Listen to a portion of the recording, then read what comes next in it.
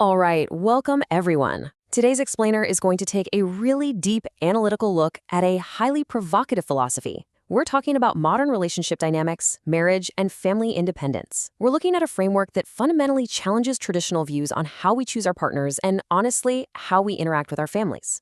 Think about your own assumptions for a second.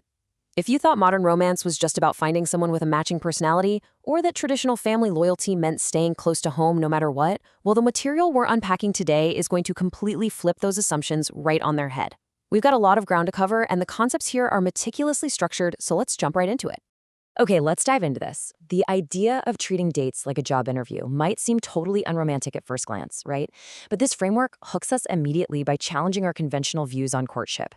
It suggests that dating shouldn't just be this casual vetting of, shared hobbies or a physical attraction check.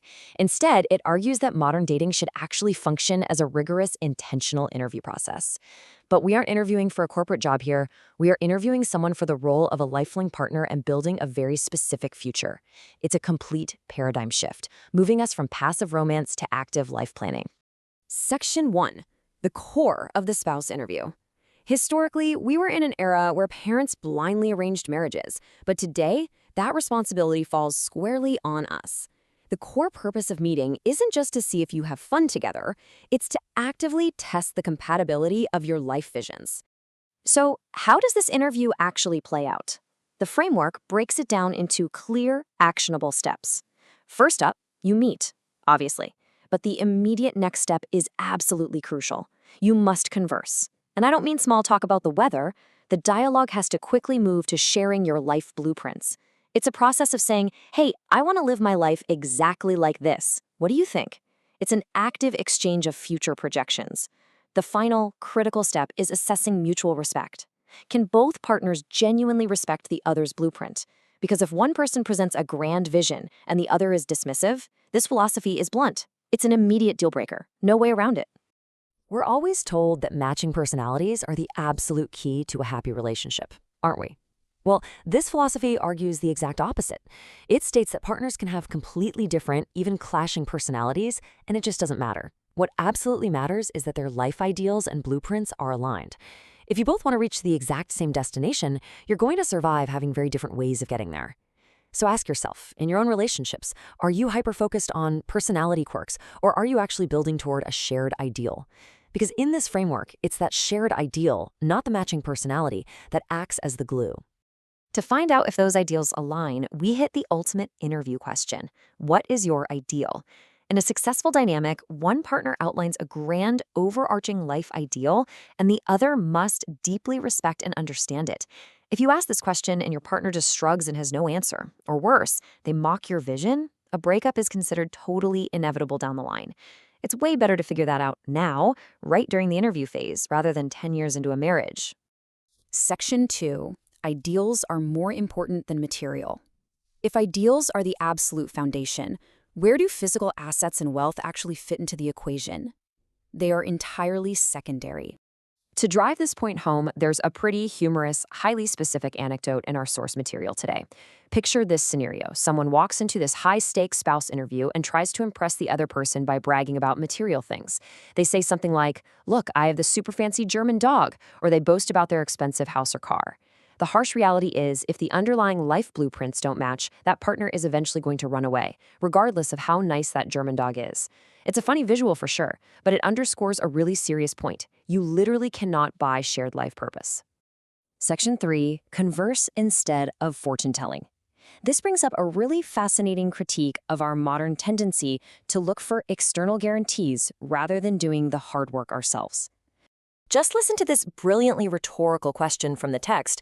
Should we go to a fortune teller to see when we'll break up? It neutrally highlights just how absurd our cultural habit of checking compatibility through astrology apps or fortune telling really is. The argument here is that if you haven't aligned your blueprints, you're essentially just planning for failure.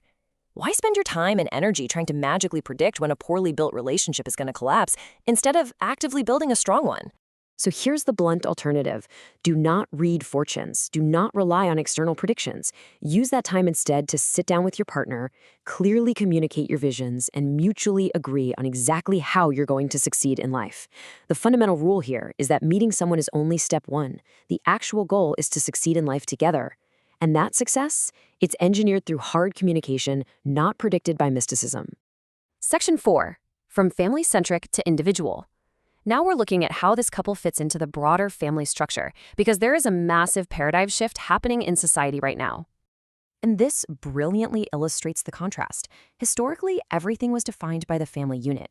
When you married into a family, often living with your in-laws and serving the household.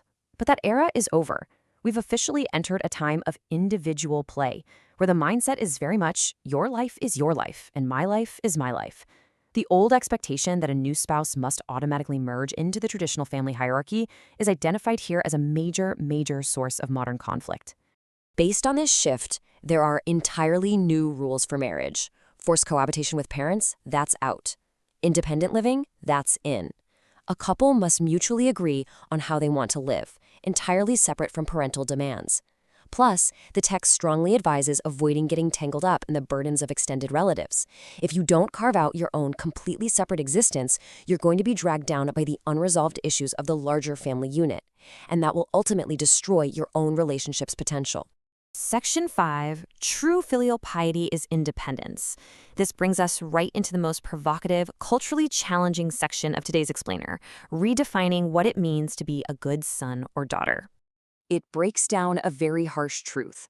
Staying with struggling parents out of a false sense of guilt or duty is incredibly destructive. By staying, you're both just suffering together, literally sharing poor meals like barley rice. Even more pragmatically, having an adult child living at home often disqualifies elderly parents from receiving vital external aid, like government assistance from the local office. So, by trying to help out of duty, you're actually draining your own potential and actively blocking institutional support that could genuinely improve their situation. What's really interesting here is the objective reality presented. Your parents are not going to perish just because you leave to build your own life.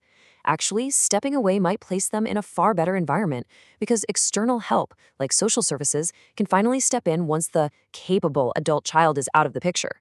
Meanwhile, this separation gives you the necessary space and focus to actually succeed in your own life. So, the crucial point is captured perfectly in this quote right here. When my strength is built, everyone listens to me.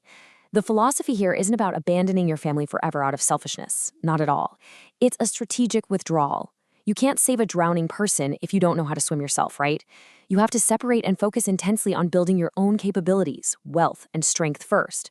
Only when you've genuinely built your own power can you return and actually be of real help to your family. As we wrap up today's explainer, we are left with a really firm reminder about personal accountability. Youth should never, ever blame their family background or their environment for their lack of success. If your family is struggling, getting entangled in their struggles isn't going to fix anything. The ultimate responsibility you have is to yourself, to actively design your own life blueprint, find a partner who truly shares that vision, and execute it relentlessly. Which leaves us with this powerful, defining question derived directly from our source material today. Will you blame your family and your circumstances, or will you take radical responsibility and design your own life?